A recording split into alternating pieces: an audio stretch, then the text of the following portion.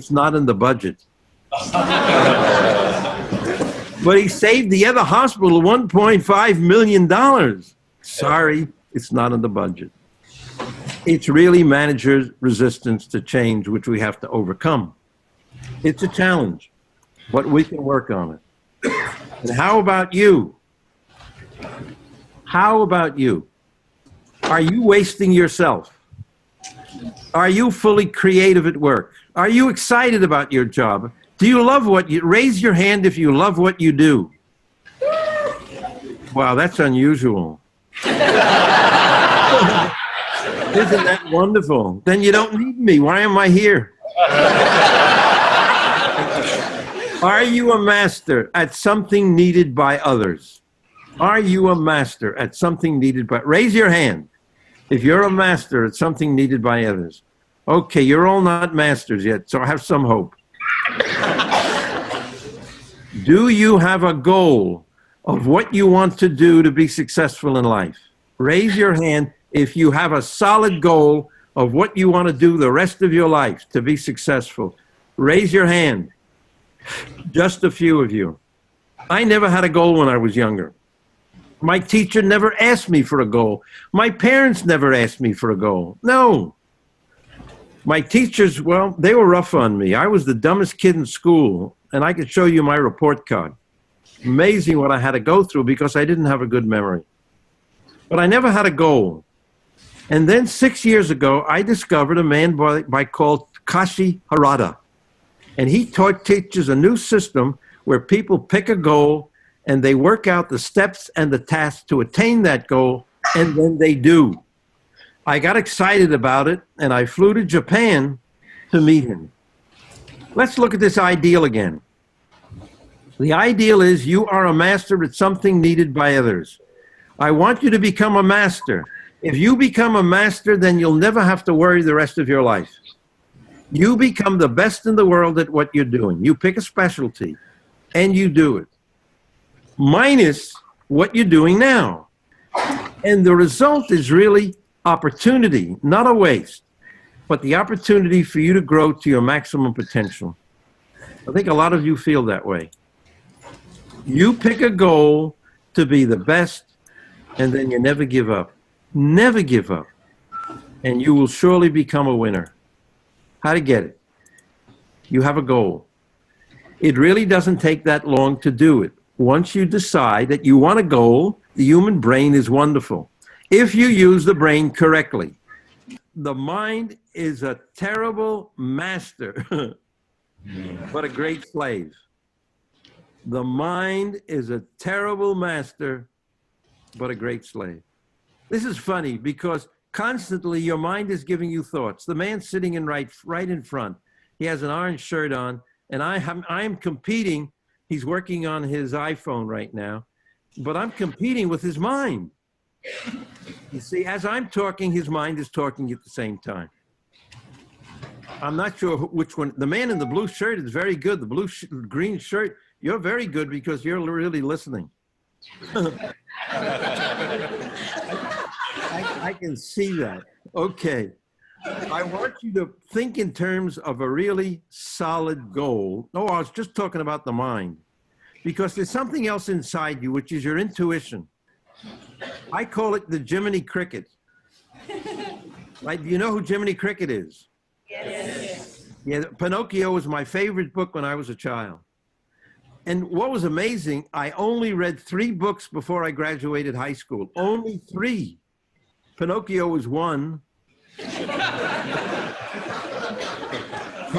Tom Sawyer was another by Mark Twain. And the third one was You Can't Go Home Again by Thomas Wolfe. That was about 1,000 pages, but that was wonderful. Okay, I want you to realize you want to learn in life not to listen to the mind, but to use your mind. It's a wonderful instrument for you to use, but you want to learn how do you not listen to it. I've gone through life listening to my mind, and believe me, I should have been the richest man in the world. I was in India, and I met these astrologers.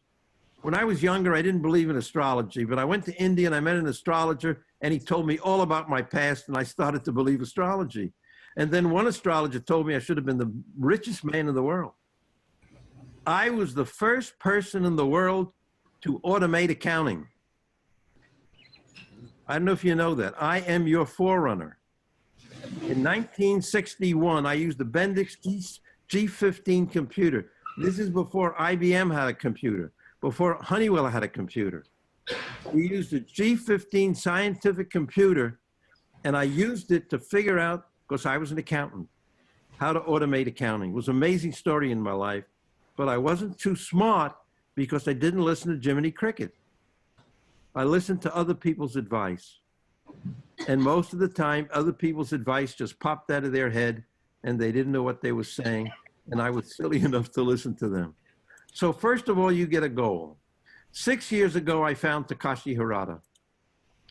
He was a track and field coach in the worst school in Osaka, the worst school in Osaka. But he decided he wants to make champions out of his students. So after 20 years of studying the world's best coaches, he traveled to Finland, that's noted as having an excellent educational school. He went to Shanghai, he went to Minneapolis. He wanted to find the best method so that he'd have the best athletes. 2 years later, after he came up with his method, the students won 13 gold medals. That meant that they were the best athlete, not just in Osaka, but they were the best athlete in all of Japan. Never happened before in Japan, never. And Harada became very famous. Today, he's taught 70,000 people in Japan this Harada method. And I was lucky to find it. When I found it, I called him and I said, Mr. Harada, I want to bring your work to the Western world. That's what I do. I brought Shingo Ono and lots of other Japanese to the Western world. He said, fine. So I got on a plane to meet him. I did something with him I should have done with Shingo and Ono.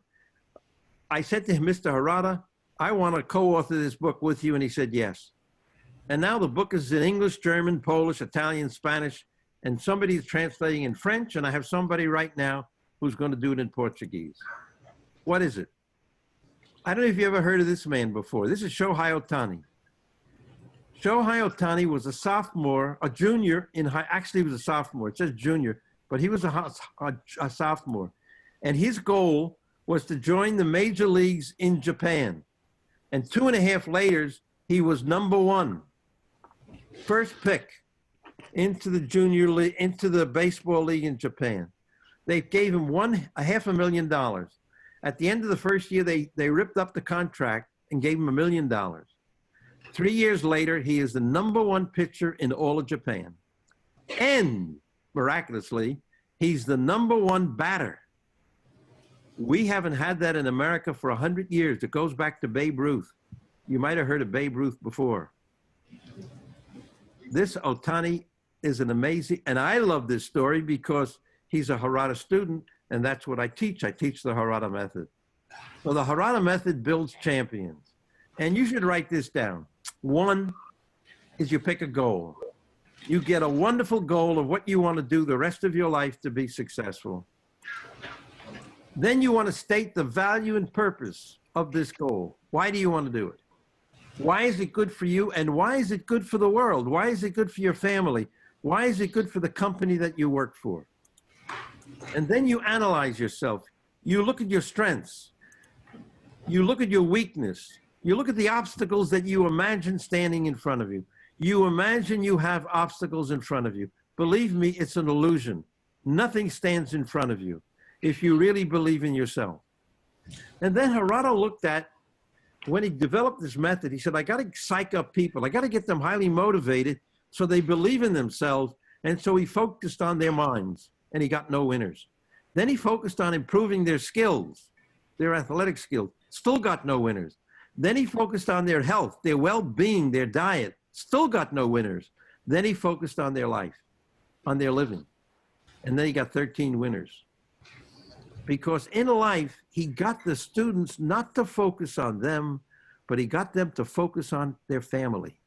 He got them to focus on their friends. And when they focused on serving, winning for them, then they became winners. You see, you'll decide what to do, but you're willing to disappoint yourself. You go through your life disappointing yourself. You know, then you rationalize or you blame somebody else. But if you have a little baby out there and that little baby depends upon you, you will do everything possible to serve that baby. This is Otani's 64 chart. Yeah. The next thing is you come up with a 64 tasks in 8 areas to attain your goal. It's a very simple process. This comes from Otani, this athlete. This took him only 31 minutes to do. Harada says it only takes 31 minutes for you to write out 64 tasks of what you need to do. And so he wanted to be drafted number 1. And physical, he put here. And then you look up the left quadrant, again, you'll see the word physical. And what he said is, I have to take care of my body. I have to be flexible. I have to improve my stamina, my range of motion.